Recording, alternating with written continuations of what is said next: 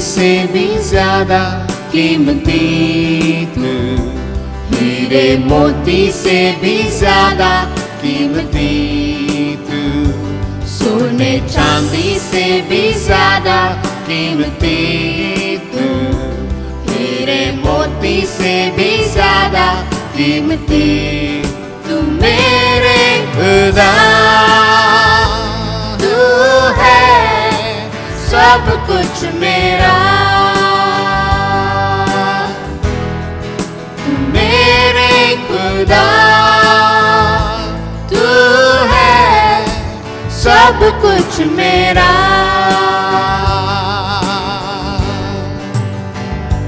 तू कुदूस है, तू रहीम है, कोई तुझ सा ना, तू अजीम है, तू कुदूस है, तू रहीम है, कोई तुझ सा ना, तू अजीम है। जिंदगी से भी ज्यादा कीमती तू, मेरी हर खुशी से ज्यादा कीमती तू, जिंदगी से भी ज्यादा कीमती तू, मेरी हर खुशी से ज्यादा कीमती तू मेरे खुदा। तू है सब कुछ मेरा, तू मेरे खुदा, तू है सब कुछ मेरा।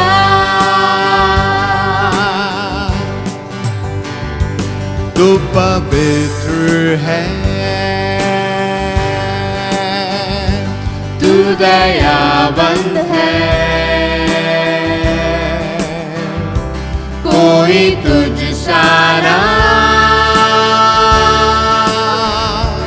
तू महान है, तू पवित्र है, तू दयावंत है, कोई तुझ सा ना, तू महान है। जिंदगी से भी ज्यादा कीमती तू, मेरी हर खुशी से ज्यादा कीमती तू, जिंदगी से भी ज्यादा कीमती तू, मेरी हर खुशी से ज्यादा कीमती तू मेरे खुदा। तू है सब कुछ मेरा, तू मेरे खुदा, तू है सब कुछ मेरा।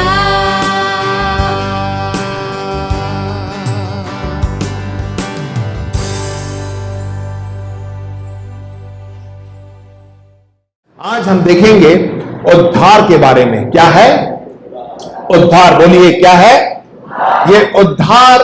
क्या है? What is salvation? ठीक है, हम परमेश्वर के वचन को अच्छी तरह समझना चाहते हैं। शुरुआत में एक गीत को गाया हमने, मार्ग सत्य और जीवन यीशु है।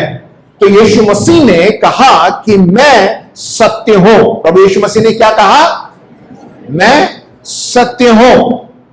और हमें इस सत्य को, परमेश्वर के वचन को अच्छी तरह समझना है।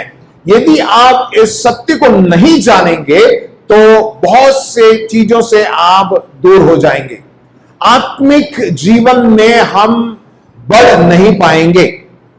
हमें इस सत्य को जानना है, हमें परमेश्वर के वचन को जानना है, हमें प्रभु यीशु मसीह को जो है अच्छी तरह पहचानना है। यूहन्ना 8:32 में इस प्रकार लिखा हुआ है, तुम सत्य को जानोगे और सत्य तुम्हें स्वतंत्र करेगा।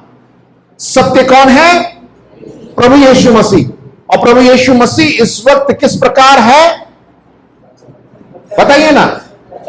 प्रभु यीशु मसीह, ये वचन, परमेश्वर का वचन प्रभु यीशु मसीह है। मैं बार बार कहता हूं, यदि आप कहते हैं कि मैं प्रभु यीशु मसीह से प्यार करता हूं, तो आप क्या करते हैं? उसके वचनों से भी प्यार करते हैं। यदि आप परमेश्वर का वचन नहीं पढ़ते हैं, नहीं सुनते हैं, तो आप झूठ बोल रहे हैं कि यीशु से मैं प्यार करता हूं।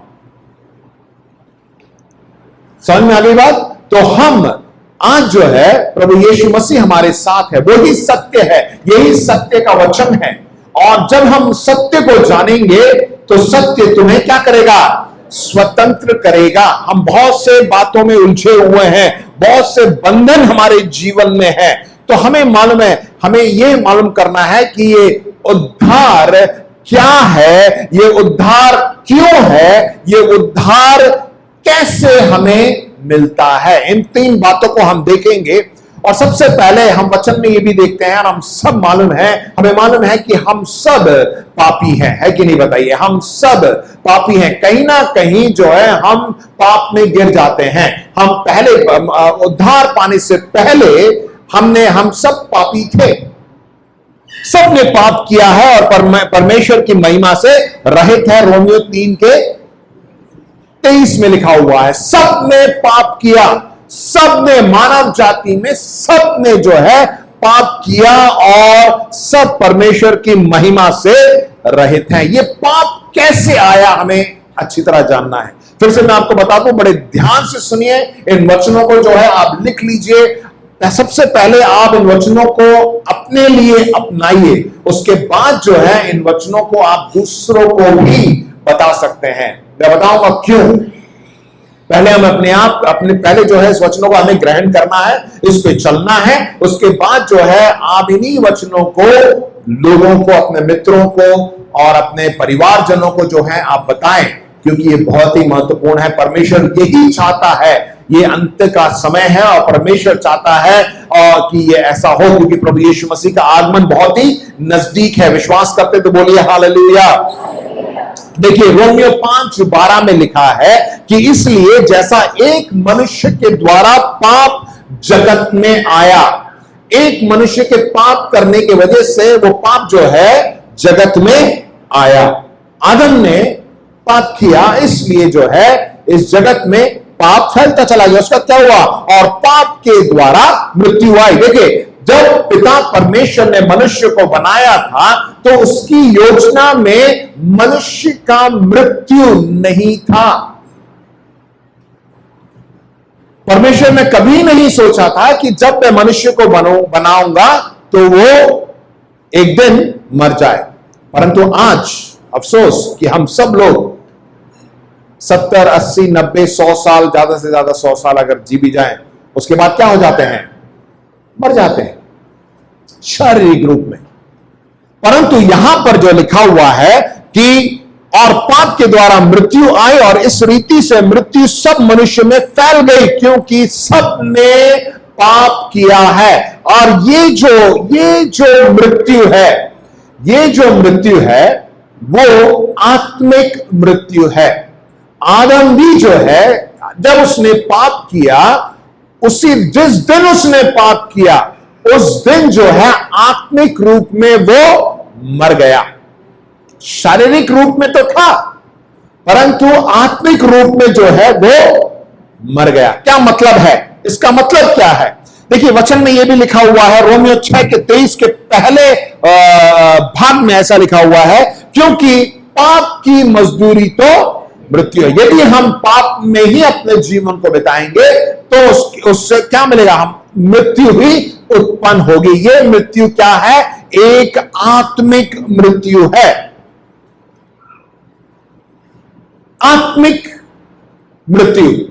प्रभु यीशु मसीह को अपनाने से पहले हम आत्मिक रूप से मरे हुए थे। आज हम शारीरिक रूप में तो हैं, उस वक्त भी थे, शारीरिक रूप में तो हम जिंदा हैं, परंतु आत्मा मरी हुई थी। प्रभु यीशु मसीह को जानने के बाद हमारी आत्मा फिर से जलाई गई। परंतु देखिए, जब हम इस संसार में शारीरिक रूप में हैं, ठीक है, शारीरिक रूप में है, छू के देखिए शरीर है या नहीं, छू के देख लीजिए ना, छू के देखिए आप, ऐसा तो नहीं कि आप आत्मा हैं, नहीं, शरीर है सबके पास, तो हम क्या हैं, शारीरिक रूप में हैं। ये शरीर जो है, जैसे मैंने बताया, 70, 80, 90 साल बाद जो है खत्म हो जाएगा, हम मर जाएंगे, मिट्टी से बने थे, मिट्टी में मिल जाएंगे। परंतु आत्मा का क्या?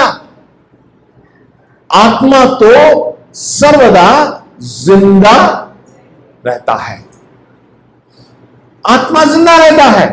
What is about spirit? कहां जाएगी आत्मा? इस आत्मा का क्या होगा?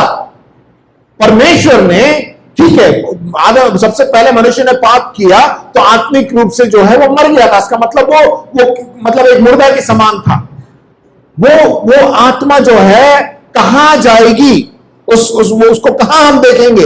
हमारा शरीर शायद मर जाए, परंतु हमारी आत्मा कभी नहीं मरती है। देखिए, यदि कोई पापी इस संसार में मर जाता है तो हम वचन के अनुसार हमें मालूम है कि उसकी आत्मा कहां जाएगी? बताइए, कहां जाएगी? जोर से बोलिए ना, डर लगता है क्या? कहां जाएगी? यदि मैंने पाप किया है, मैं इसमें जो है मैं हमेशा लड़ाई झगड़ा करता हूं, सारे पाप किए, सारी बुरी आदतें मुझ में हैं, तो मेरे मरने के बाद मेरी आत्मा कहां जाएगी? आप तो बताइए। नरक में ही जाएगी ना, जाएगी ना मेरी आत्मा। आपको अपना बोलने में डर लग रहा था, मैंने अपना उदाहरण दिया, ठीक है। तो मैं अगर ऐसा हो तो मैं जरूर, मेरी आत्मा जो है नरक में ही जाएगी।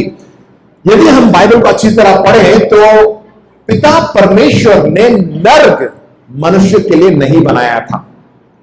पिता परमेश्वर ने नरक जो है मनुष्य के लिए, जो अपने ही हाथों से बनाया, मनुष्य को बनाया, उसके लिए नरक नहीं बनाया था। ये नरक किसके लिए बनाया गया? आपको अच्छी तरह जानना चाहिए।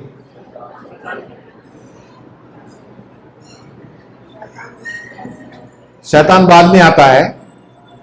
आपको बाइबल अगर अच्छी तरह पढ़ेंगे, पुराने नियम में लिखा हुआ है कि परमेश्वर स्वर्ग में, उस परमेश्वर के दूत उसकी स्तुति आराधना करते थे, और वे सारे दूत जो परमेश्वर के खिलाफ खड़े हो गए थे, शैतान भी, लूसीफर नाम था उसका, उसको जो है जब उसके खिलाफ खड़े हुए और उसने कहा कि मैं बड़ा होने वाला, मैं बड़ा हूं, अरे मेरे वजह से ही जो है यहां पे सब कुछ चलता है, तो परमेश्वर ने उसको नीचे गिरा दिया। वो उसके लिए, वो और सारे दूत, उनके लिए नरक बनाया था, मनुष्य के लिए नहीं बनाया।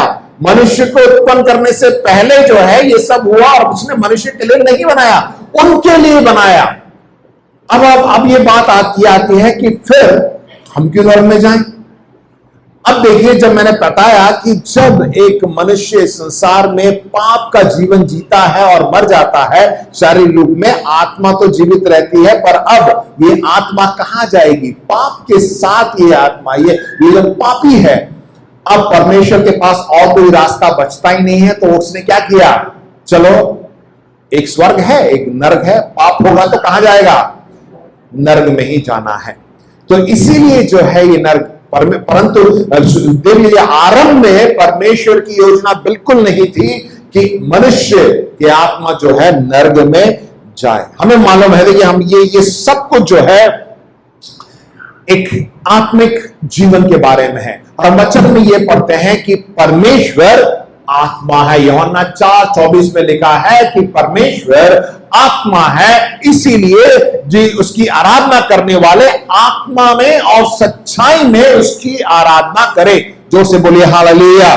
ठीक है, ये आत्मिक जीवन है, परमेश्वर आत्मा है।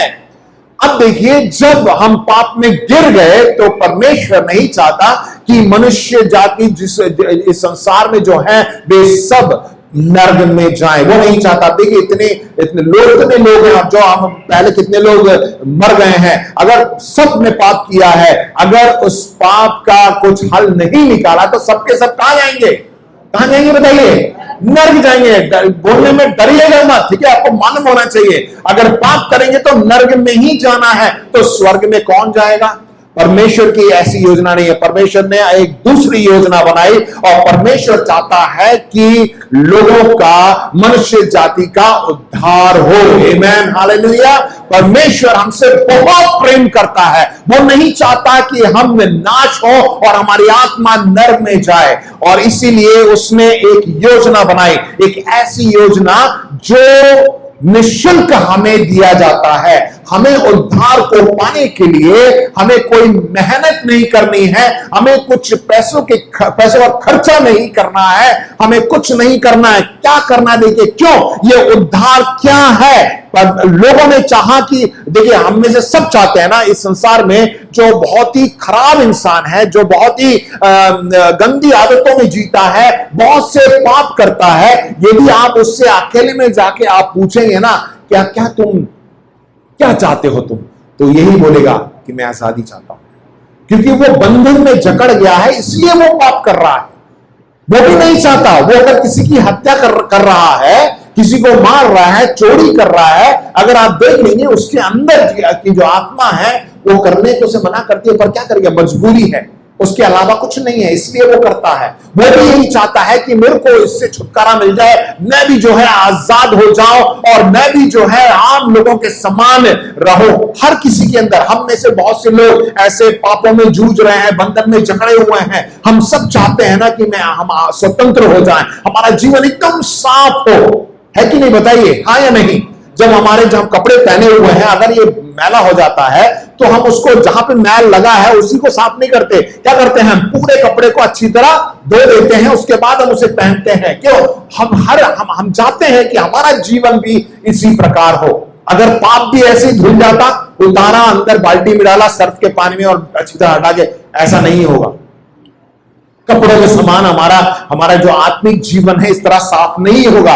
परमेश्वर की एक योजना थी, और ये एक ऐसी योजना जो कि निःशुल्क है, और वो है उद्धार। ठीक है, ये उद्धार क्या है? रोमियो 6:23 के दूसरे भाग में इस प्रकार लिखा हुआ है, परंतु परमेश्वर का वरदान हमारे प्रभु यीशु मसीह में अनंत जीवन है। बोलिए हालेलुया। देखिए ये क्या है, उद्धार क्या है? परमेश्वर का वरदान। Keep it on. परमेश्वर का, परंतु परमेश्वर का वरदान है। ये क्या है? जोर से बोलिए, क्या है? वरदान है। परमेश्वर का वरदान है। It's a gift. गिफ्ट किससे दिया जाता है? जिससे आप प्रेम करते हैं। जब वो गिफ्ट दे देते हैं तो क्या आप वापस भी ले लेते हैं? अब भाई पार्टी हो गई, खत्म हो गया, घर जा रहा हूं, मेरा गिफ्ट दे दो।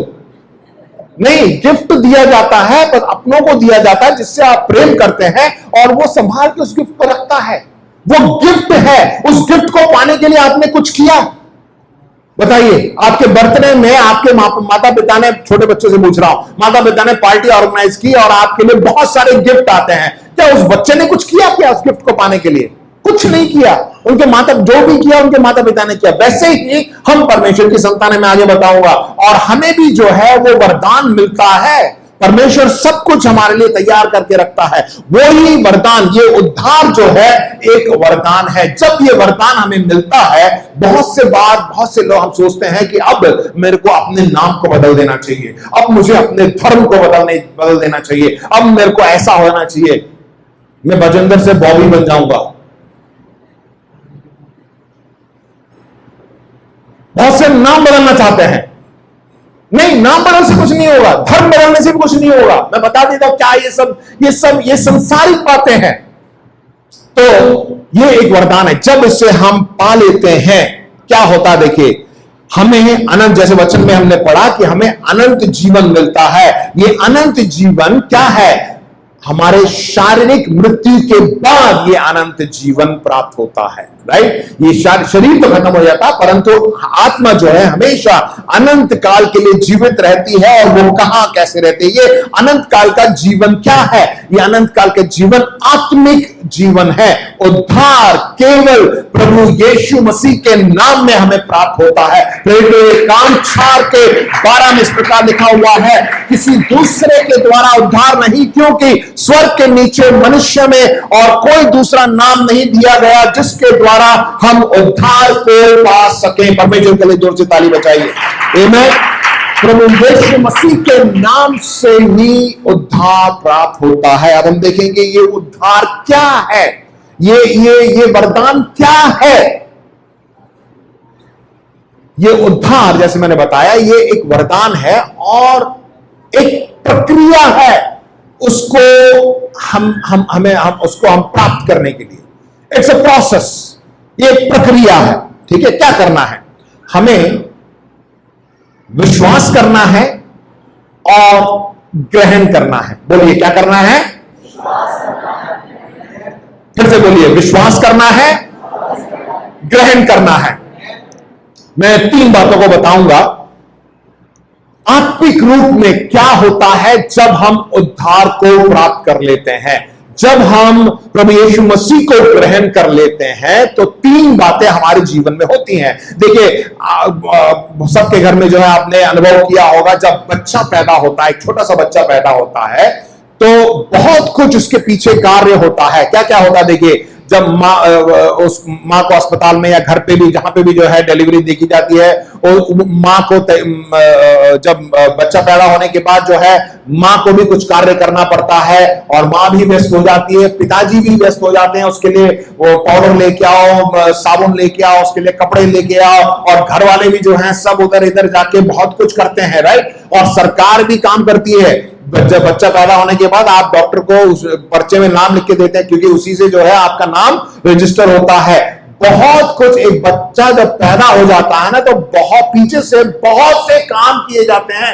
उसी प्रकार जब हम परमेश्वर, जब हम उद्धार को प्राप्त कर लेते हैं, तो बहुत सी बातें होती हैं। क्या क्या बातें होती हैं? 3 बातें मैं आपके सामने रखना चाहता हूं। सबसे पहली बात क्या है कि हम परमेश्वर की संतान बन जाते हैं। बोलिए, मैं परमेश्वर की संतान बन जाता हूं।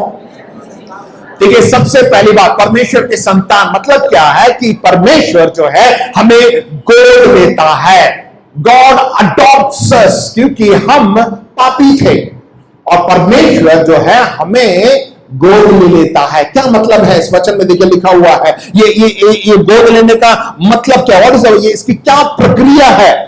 हम जो है परमेश्वर के परिवार में शामिल हो जाते हैं। कैसे? क्योंकि प्रभु यीशु मसीह पिता परमेश्वर का पुत्र था, और जब हम उद्धार पा लेते हैं तो हम भी परमेश्वर की संतान हो जाते हैं। वचन यूहन्ना 1:12 में लिखा हुआ है, परंतु जितनों ने उससे ग्रहण किया उसने उन्हें परमेश्वर की संतान होने का अधिकार दिया था, उन्हें जो उसके नाम पर विश्वास रखते हैं। देखिए, इसमें 3 बातें हैं। सबसे पहले आपको क्या करना है? ग्रहण करना है। जोर से बोलिए, क्या करना है? दूसरी बात, हमें विश्वास करना है। बोलिए, क्या है? विश्वास करना है। तीसरी बात, तब हम जो है उसकी संतान बन जाते हैं। ठीक है, ये बहुत ही महत्वपूर्ण है। हम जो है परमेश्वर के परिवार में जो है आ जाते हैं। पहले संसारिक रूप में जीते थे, परंतु परमेश्वर जो है, पिता जो है, हमें अडॉप्ट कर लेता है, हमें गोद ले लेता है। हम जो है उसके परिवार में आ जाते हैं। इसको हमेशा याद रखिएगा। ठीक है, जब हम उद्धार पाते हैं तो हम परमेश्वर के परिवार में एक सदस्य बन जाते हैं। आमीन। दूसरी बात क्या होता है कि परमेश्वर हमारे अंदर वास करता है। गॉड ड्वेल्स इन अस। जब हम प्रभु यीशु मसीह को ग्रहण करते हैं, वो अपनी आत्मा जो है हमारे अंदर, उसकी आत्मा हमारे अंदर सर्वदा के लिए वास करती है। क्या हम सब जानते हैं कि हमारा जो शरीर है, 1 कुरिन्थियों 3:16 में इस प्रकार लिखा हुआ है, क्या तुम नहीं जानते कि तुम परमेश्वर के मंदिर हो और परमेश्वर का आत्मा तुम में वास करता है? बताइए, कितने लोग विश्वास करते हैं कि मैं परमेश्वर का मंदिर हूं? आप मुझे मत बोलिए, प्रभु यीशु मसीह मेरे अंदर वास करता है। आमीन। परमेश्वर का आत्मा तुम में वास करता है। बहुत सी बार हम परमेश्वर को ढूंढने के लिए किसी गिरजाघर, किसी चर्च, किसी मंदिर, किसी मस्जिद में हम जाते हैं, या किसी होटल में भी जाते हैं, भाई वहां होता है चलो वहां पे। नहीं, परमेश्वर वहां नहीं है। परमेश्वर वहां नहीं है। परमेश्वर कहां है? बोलिए जोर से बोलिए, परमेश्वर कहां है? आपको उधर उधर जाने की जरूरत ही नहीं है।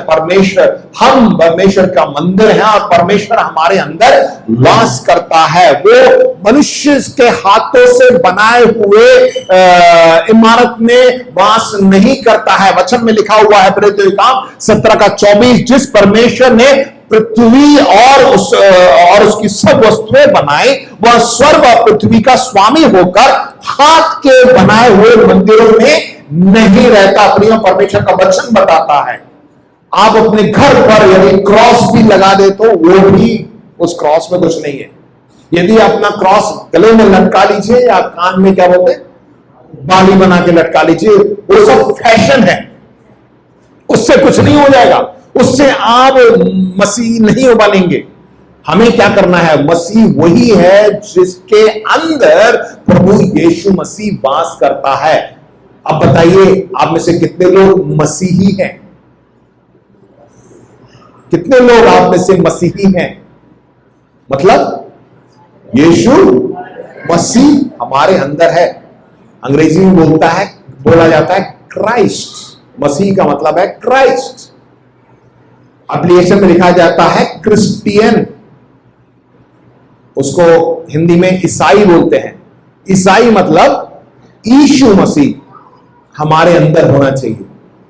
एप्लीकेशन में आप ईसाई लिखें, क्रिश्चियन लिखें, कुछ भी लिखें, उससे कोई मायने नहीं है। मसीह आपके अंदर है क्या? यीशु मसीह हमारे अंदर है क्या? तभी हम मसीह कहलाते हैं, तभी हम क्रिश्चियन कहलाएंगे। इसलिए जो है जब हम उद्धार पाते हैं तो हमने देखा कि परमेश्वर हमारे अंदर वास करता है। तीसरी बात, हम परमेश्वर के राज्य में हमें नागरिकता मिल जाती है। परमेश्वर के राज्य में हमें क्या मिल जाती है? नागरिकता मिल जाती है। अभी तो हम इस पृथ्वी पे हैं, परंतु जब हम प्रभु यीशु मसीह को अपना लेते हैं, उद्धार पा लेते हैं, तो हमारी नागरिकता बदल जाती है। कितने लोग अपना नागरिकता बदलना चाहते हैं? भारतीय से अमेरिका बनने जाना चाहते हैं? बताइए, है बनना? कोई जाना चाहता है क्या? हर कोई विदेश जाना चाहता है। विदेश जाके क्या करना है? वहां की नागरिकता में ले लो, है ना? कि मैं विदेश मतलब श्रीलंका, नेपाल, पाकिस्तान नहीं। अगर यूएस से बोला जाए, अमेरिका बोले तो सब लोग चाहते हैं मैं अमेरिका, मेरे को अमेरिका की नागरिकता मिल जाए। प्रियो, आप अमेरिका जाएं, कहीं पे भी जाएं, इसी पृथ्वी की नागरिकता है। आप ये मत सोचिए अमेरिका जाऊंगा तो सब मुक्ति मिल जाएगी, मुझे कोई मुक्ति मिलेगी। वहां पे आप तरस जाएंगे रोटी के लिए, तंदूरी रोटी के लिए। और मिल भी जाएगा ना तो आपका पूरा पैसा खत्म हो जाएगा वहां पर एक तंदूरी रोटी खाने के लिए। इससे अच्छा है यहीं पर आराम से खाइए। जब मर्जी आप जाइए, ढाबे पे बैठिए, तंदूरी रोटी खाइए, आपको अच्छी तरह मलाई मार के, मक्खन मार के, जो भी मार के देते हैं आप खा सकते हैं। ये सब वहां नहीं मिलेगा। और यहाँ पे जैसे लोग हैं ना, वैसे वहां पे भी नहीं मिलेंगे। वो इस तरह बैठ के बात भी नहीं कर पाएंगे। इन दिनों में कोई चर्च खुले भी नहीं है। परमेश्वर का धन्यवाद देते हैं कि हम सब आज आपस में बैठे हैं, एक दूसरे के बोले आपस में मुझे बहुत अच्छा लग रहा है कि आप मेरे बगल में बैठे हैं। वहां तो दूर दूर से बस कुछ नहीं है वहां पे। आप बाहर घर से बाहर निकलेंगे ना तो वहां पे एक बंदा नहीं दिखेगा आपको, कि वहां ऐसा लगेगा कि यहाँ पे तो लॉकडाउन है यार। मैं गया था 5 साल पहले, घर से बाहर निकलो ना तो बस मकान ही मकान दिखते हैं। वो भी मकान, हमारे मकान तो ऐसे चिपके हुए हैं ना कि एक मकान से दूसरे मकान, तीसरे मकान, चौथे मकान में निकल जाए छत पे छत। वहां पे एक मकान से दूसरे मकान तक जाने के लिए आपको कार निकालनी पड़ेगी। इतने दूर दूर पे मकान भी नहीं है, इतने बड़े मकान है और उसमें रहते 2 लोग हैं। अगर आपको सब्जी भी लेनी है ना तो यहाँ से आपको 5-10 किलोमीटर दूर जाना पड़ेगा। वहां पे एक बड़ा सा मॉल होगा। यहाँ पे हमारा मॉल देखा है, बिग बाजार है और बहुत से मॉल है। अंदर जाते तो भीड़ लगी रहती है, वहां तो सिक्योरिटी गार्ड सबको वहां करता है। वहां पे जाएंगे ना कुछ भी नहीं होगा। हम अंदर में जाएंगे, यार कोई नहीं, आज दुकान खुली नहीं खुली है, आपको ऐसा पूछना पड़ेगा।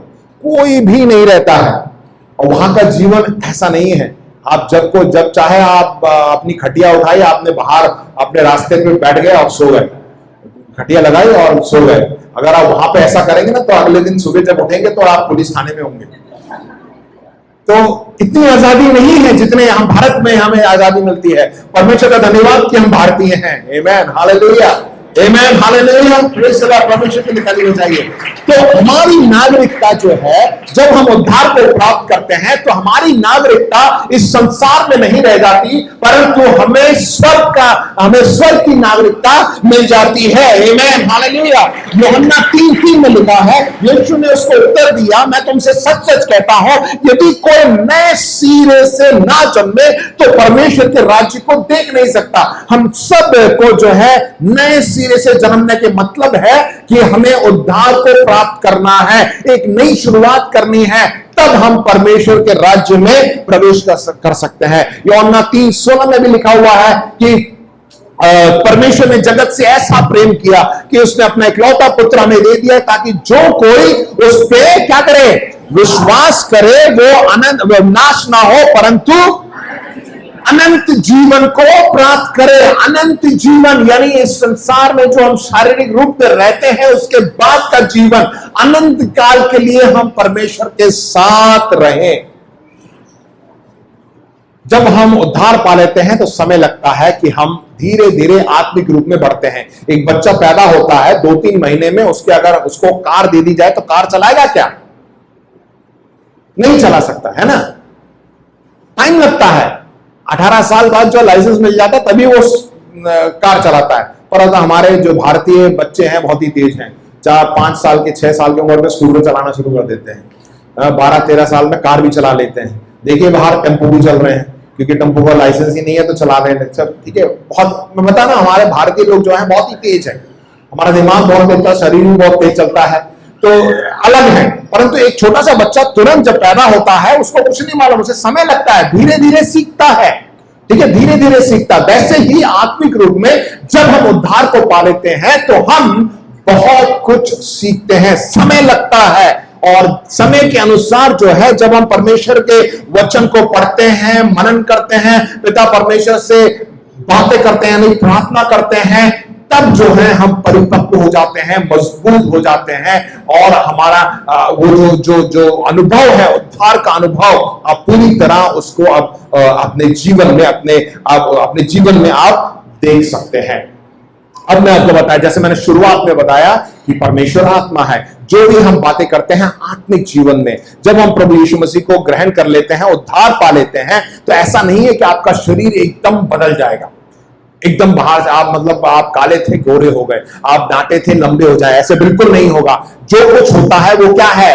आत्मिक है। जो हमारे अंदर है, अंदर जो आत्मिक जीवन है, उसमें परिवर्तन आ जाता है। प्रभु यीशु मसीह जब इस संसार में आए तो प्रभु यीशु मसीह कभी किसी धर्म को लेकर नहीं आए। प्रभु यीशु मसीह को जब क्रूस पे चढ़ाया गया तो उस राजा ने पूछा कि तू क्या कहता है, कि तू राजा है क्या? उसने बोला हाँ। उसने ये नहीं बोला, उस संसार का राजा नहीं बोला उसने, वो वहां पे कोई राजनीति करने नहीं आया था प्रभु यीशु मसीह। राजा का मतलब है एक ही राजा है जो सब पे राज्य करता है, हर चीजें। अगर किसी देश का राजा है तो वो यही का, इसी देश का राजा है। परंतु प्रभु यीशु मसीह ने कहा मैं राजा हूं, वहीं का, यहूदियों का राजा नहीं, सिर्फ यहूदियों के लिए नहीं, परंतु पूरे संसार का वही राजा है। आमेन, हालेलुया। इसलिए हम उसको राजाओं का राजा बोलते हैं। संसार के जो राजा है उनका भी वो राजा है। प्रभु यीशु मसीह कभी किसी धर्म को लेके नहीं आया, किसी राजनीति को यहां पे शुरू करने नहीं आया। ये आत्मिक रूप में उसने बोला कि हाँ मैं राजा हूं, जैसा तूने कहा, ठीक है। अब देखिए, उद्धार पा लिया हमने। उद्धार के पाने के बाद हमने 3 बातें देखी, क्या क्या हो जाता है। हाँ, फिर से दोहराएं, उसके बाद मैं समाप्त करूंगा। हम जो है सबसे पहले क्या बन जाते हैं? परमेश्वर के संतान बन जाते हैं। दूसरी बात हमने क्या देखा कि हाँ, परमेश्वर हमारे अंदर वास करता है। और तीसरा हमने तो क्या देखा कि हम परमेश्वर के राज्य की नागरिकता हमें मिल जाती है। अब इस संसार में जब हम जी रहे हैं तो हम इस कलीसिया में हम सब एक साथ मिलते हैं, इस कलीसिया में आते हैं, ठीक है। अब देखिए कलीसिया, कैसे हम इस कलीसिया के एक मेंबर, सदस्य बन सकते हैं। कोई एप्लीकेशन नहीं है, कुछ ऐसा कुछ नहीं है। हम सब इस कलीसिया में, आप सब जितने भी यहां पे आए हैं, आपने कोई एप्लीकेशन भरा था क्या? बताइए, कोई एप्लीकेशन भरा था कि हाँ मैं आपके, कोई दिक्कत नहीं है, ठीक है। आप सब आए, ठीक है, आप सब यहां पे आए, परमेश्वर जो है ऐसा कर रहा है। लॉकडाउन के बाद अभी हम 100 से अधिक हैं और आने वाले दिन में और भी आएंगे। यदि आप चाहें तो आप लोगों को लेके आ सकते हैं, राइट। धीरे धीरे जो है हम आगे बढ़ सकते हैं, क्योंकि देखिए वचन में लिखा हुआ प्रेरित जो काम 2:47 में, और परमेश्वर की स्तुति करते थे पहली शताब्दी की कलीसिया, और सब लोग उनसे प्रसन्न थे, और जो उद्धार पाते थे उनको प्रभु प्रतिदिन उनमें मिला देता था। आमेन। क्या लिखा हुआ है कि उन दिनों पहले शताब्दी की कलीसिया में जो लोग उद्धार पा लेते थे उन लोगों को परमेश्वर कलीसिया में जोड़ देता था, उनके साथ मिला देता था। हाँ प्रिय भाई बहनों, आज ये वचन जो है हमारे लिए है। हमें क्या करना है? ये उद्धार का जो सुसमाचार है ना, लोगों को बताना है। आप बताएंगे, वो अपने आप चर्च में आएंगे। इसका मतलब क्या है कि हम परमेश्वर के राज्य में, उसके परिवार में हम मिल जाते हैं। परमेश्वर जो है, यहां पे ऐसा नहीं लिखा है कि परमेश्वर ने जो है मसीहों को, क्रिश्चियंस को, ईसाइयों को कलीसिया में जोड़ा, नहीं। वे सभी लोग जिन्होंने उद्धार को प्राप्त किया है, जो उद्धार को प्राप्त करता है, उन लोगों को यहां पे उसने जोड़ा है। हमें क्या करना है? जो विश्वास करे और बपतिस्मा ले, उसी का उद्धार होगा। जो हमें क्या करना है, कैसे हम उद्धार को प्राप्त करेंगे? अब बात आती है कैसे हम उद्धार को प्राप्त करें। मरकुस 16:16 के पहले बार में, जो विश्वास करे और बपतिस्मा ले उसी का उद्धार होगा। ये बपतिस्मा क्या है, बड़े संक्षेप में मैं आपको समझा दूं। हम सब बहुत से लोग जानते हैं, जिन्होंने नहीं लिया उनको भी बता दूं। ये बपतिस्मा जो है एक रीति रिवाज या इस तरह का सेरेमनी नहीं है, ठीक है। तो बपतिस्मा क्या है, मैं आपको बड़े संक्षेप में आपको समझा दूं। बपतिस्मा वही है, आप परमेश्वर के वचन को जब आप आज्ञा को मानते हैं और करते हैं, वही बपतिस्मा है। क्यों? क्योंकि यहां पे लिखा हुआ है प्रेरितों के काम 2:38 में, पतरस ने उनसे कहा, मन फिराओ, सबसे पहले मन फिराओ, और तुम में हर एक अपने अपने पापों की क्षमा के लिए यीशु मसीह के नाम से बपतिस्मा ले, तो तुम पवित्र आत्मा का दान पाओगे। अब देखिए, सबसे पहले हमें क्या करना है? विश्वास करना है, मन फिराव करना है, बपतिस्मा लेना है, फिर परमेश्वर का आत्मा हमारे अंदर वास करता है। ये बपतिस्मा क्या है? हम देखो, प्रभु यीशु मसीह हमारे पापों के लिए मरा। कितने लोग विश्वास करते हैं प्रभु यीशु मसीह हमारे पापों के लिए मरा? ठीक है, वो मरा, उसकी जो क्रूस पर जो उसने दुख सहा और वो मर गया, उसके बाद तीसरे दिन वो जी उठा। उसी को हम मसीह के साथ जो है हम अपने जीवन को भी रखते हैं, क्योंकि हमारे पाप क्षमा के लिए कोई संसार में कोई व्यक्ति जो है हमारे पापों को क्षमा नहीं कर सकता। पुराने नियम हम देखते हैं, किसी को पाप क्षमा की जरूरत है तो उसको लहू बहाना पड़ता था। तो एक व्यक्ति जो खुद ही पापी है, यदि आप कहीं जाते हैं पाप क्षमा के लिए, जो वो नहीं करेगा, वो खुद ही पापी है। अगर वो खुद पापी है तो वो दूसरे के पाप कैसे शुद्ध करेगा, क्षमा करेगा? इसीलिए प्रभु यीशु मसीह जो है इस संसार में आए, एक मनुष्य रूप लेकर, जो जिसने पाप रहित जीवन को बिताया, और पाप रहित जीवन को बिताने के बाद वो क्रूस पर मरा, वही बलिदान, उसने अपने लहू को बहाया, क्योंकि बिना लहू बहाए पाप की क्षमा नहीं मिलती है। और प्रभु यीशु मसीह ने जो है अपने लहू को क्रूस पर बहाया, जो जिसने कि पाप रहित जीवन जिया था, उस वजह से जो है हमारी पाप क्षमा। उसी चीज को हम बपतिस्मा में दिखाते हैं कि प्रभु यीशु मसीह जो है क्रूस पे मरा। जब हम पानी के अंदर जाते हैं तो हम अपने पापों के लिए, जो हमारा पुराना मनुष्यत्व है, उसमें हम क्या हो जाते हैं? मर जाते हैं। मरने के बाद बाहर आते हैं। बाहर आना बहुत जरूरी है, क्योंकि जब बाहर आएंगे तभी क्या होगा? प्रभु यीशु मसीह जी उठे ना। प्रभु यीशु मसीह तीसरे दिन क्या हुए? जी उठे। इसका मतलब क्या है कि वो हम जो है पुराने मनुष्यत्व में जो है प्रभु यीशु मसीह ने जो हमारे सारे पापों को अपने ऊपर उठा लिया था, और वो क्रूस पर मारा गया, और तीसरे दिन जब जी उठा तो वो पापी नहीं था। पुनरुत्थान उस दिवस को हम मनाते हैं। वैसे ही हमारे जीवन में एक नया जीवन, उद्धार का जीवन, ये हम संसार को दिखाने के लिए करते हैं कि हाँ, मैं प्रभु यीशु मसीह में पुराने मनुष्यत्व में मर गया, अब मैं प्रभु यीशु मसीह में फिर से जीवित हुआ हूं, एक नया मनुष्यत्व मेरे अंदर है। आमीन, हालेलुया। यही एक हम करके दिखाते हैं। ये मत सोचिए कि बपतिस्मा लेने से वो हो जाएगा, ये हो जाएगा, पेपर में बदल जाएंगे, नाम बदल जाएगा, वो हो जाएगा। नहीं, सिर्फ ये सच्चाई को हमें जानना है कि बपतिस्मा क्या है। उद्धार प्राप्त करने के बाद हमें बपतिस्मा लेना बहुत ही जरूरी है।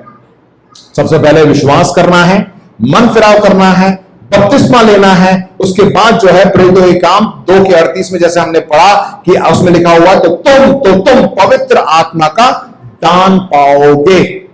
मैंने बताया ना, ये एक प्रक्रिया है पवित्र आत्मा का दान। पवित्र आत्मा हमें एक दान के रूप में दिया जाता है। जब पवित्र आत्मा हमारे अंदर रहता है तो पवित्र आत्मा के फल को भी आप देख सकते हैं। पवित्र आत्मा के फल हम जानते हैं, राइट। तो ये सब बातें जो है परमेश्वर हमें देता है जब हम उद्धार को प्राप्त करते हैं। अंत में एक वचन मैं आपको बताना चाहूंगा, रोमियो उसके 6:3, 4, 5 को पढ़ के मैं आपको समाप्त करना चाहता हूं। क्या तुम नहीं जानते कि हम सब जिन्होंने मसीह यीशु का बपतिस्मा लिया, उसकी मृत्यु का बपतिस्मा लिया, ठीक है, बपतिस्मा में यीशु मसीह का बपतिस्मा लिया, उसकी मृत्यु का बपतिस्मा लिया, उसके बाद अतः उस मृत्यु का बपतिस्मा पाने से हम उसके साथ गाड़े गए, हम उसके साथ गाड़े गए, ठीक है, ताकि जैसे मसीह पिता की महिमा के द्वारा मरे हुओं में से जिलाया गया, तीसरे दिन प्रभु यीशु मसीह जिलाया गया, वैसे ही हम भी नए जीवन की सी चाल चलें। जब हम पानी से बाहर आते हैं तो हमें एक नया जीवन मिलता है, मतलब हमारी आत्मा में एक, सब कुछ आत्मिक है, ठीक है, एक नया जीवन मिलता है। क्योंकि यदि हम उसकी मृत्यु की समानता में उसके साथ जुट गए हैं तो निश्चय ही जी उठने की समानता में भी जुट गए हैं। अगर यदि प्रभु यीशु मसीह तीसरे दिन फिर से जी उठा तो हम भी जो है जो पाप में मरे हुए थे, बपतिस्मा के बाद हमें एक नया जीवन प्राप्त होता है। क्यों ना हम एक नया जीवन जी सकते हैं। आमीन, हालेलुया। हम एक नया जीवन जी रहे हैं। परमेश्वर के लिए जोर से ताली बजाइए। आमीन, हालेलुया। तो प्रियो, बस इन्हीं चीजों को मैं बताकर आपको मैं समाप्त करना चाहता हूं। जब हम उद्धार को प्राप्त करते हैं, हम परमेश्वर की संतान बन जाते हैं। इस चीज को हमेशा याद रखिए, हम परमेश्वर की संतान बन जाते हैं। वो हमें गोद ले लेता है, उसका नाम हमारे नाम के साथ लग जाता है, और वो स्वयं, दूसरी बात, हमारे अंदर वास करता है। वो हमारे अंदर वास करता है, वो हमारे अंदर रहता है। कभी मत भूलिए, ये मत पूछिए पता नहीं क्या हो गया, पता नहीं प्रभु है या नहीं। प्रभु आपके अंदर है, हमारे अंदर है। तीसरी बात, हम उसके राज्य की नागरिकता हमें मिल जाती है। नागरिकता मिल जाती है। नागरिकता मिल गया तो पासपोर्ट मिल गया आपको। हां, मैं इस स्वर्ग का वारिस हूं। इसलिए आपके मरने के बाद स्वर्गवासी डाला जाता है, कोई भी नहीं डालता नरकवासी। यदि जो उद्धार पाता है ना और संसार में मर जाता है, उसी के नाम के सामने स्वर्गवासी लगता है। संसार की बात नहीं कह रहा हूं मैं भाई, आप वैसे कुछ भी बोल दीजिए, परंतु जब तक मसीह हमारे अंदर नहीं होगा, उद्धार को प्राप्त नहीं करेंगे, तो हमारे नाम के सामने स्वर्गवासी नहीं लगेगा। हम सब स्वर्गवासी हैं, हमें स्वर्ग ही जाना है, राइट, हमें जाना है। तो उससे पहले ये प्रक्रिया जो है हमें पूरा करना है। और बपतिस्मा के बारे में बताया, बपतिस्मा क्या होता है। तो प्रियो, इस चीज को जो है आप, इन वचनों को मैं आशा करता हूं कि आपने लिखा होगा, नहीं भी लिखा तो आप YouTube पे फिर से आप इसको देख सकते हैं। इन वचनों को बार बार पढ़िए, तभी आपको मालूम पड़ेगा। और धीरे धीरे हम देखेंगे कि कलीसिया जो है बढ़ेगी, क्योंकि यहाँ पे वचन में क्या लिखा हुआ है कि जिन्होंने उद्धार को प्राप्त किया उन लोगों को परमेश्वर कलीसिया में जोड़ता गया। हम यहाँ पे 100-150 नहीं रहेंगे, परंतु आने वाले दिन में बढ़ेंगे। आमेन। परमेश्वर लेके आएगा, परमेश्वर लेके आएगा। आमेन, हालेलुया। तो विश्वास करिए, प्रार्थना करिए। आमेन। आइए हम सब अपने स्थानों पे खड़े हो जाएं।